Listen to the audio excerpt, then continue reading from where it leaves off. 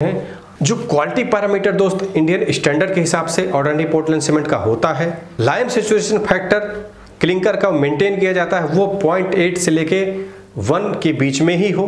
अगर 1 से ज़्यादा उसका एलएसएफ की वैल्यू हो रही है क्लिंकर की, इसका मतलब ये है कि जो क्लिंकर है वो फर्दर ग्राइंडिंग के लिए उसकी ग्राइंडेबिलिटी उतना इंप्रूव नहीं होगा, सीमेंट की क्वालिटी उतना अच्छा नहीं होगा। मैग्नीशिया की वैल्यू 6% मैक्सिमम होना चाहिए, इससे बिलो ही होना चाहिए मैग्नीशिया की वैल्यू।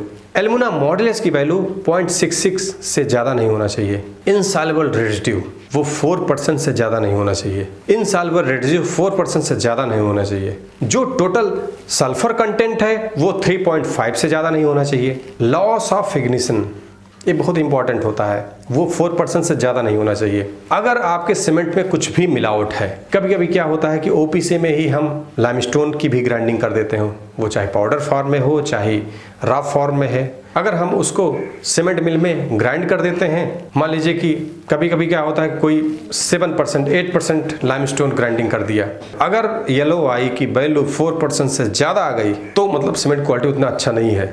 LOI की वैल्यू अगर सीमेंट का चेक किया वो 4% से बिलो ही होना चाहिए। क्लोराइड कंटेंट अगर ओपीसी में चेक करते हो 0.1 से ज़्यादा नहीं होना चाहिए। अल्कली कंटेंट सीमेंट में 0.05% से ज़्यादा नहीं होना चाहिए। Heat of hydration generally 7 days में ओपीसी का 853.5 किलो जूल पर केजी तक होता है।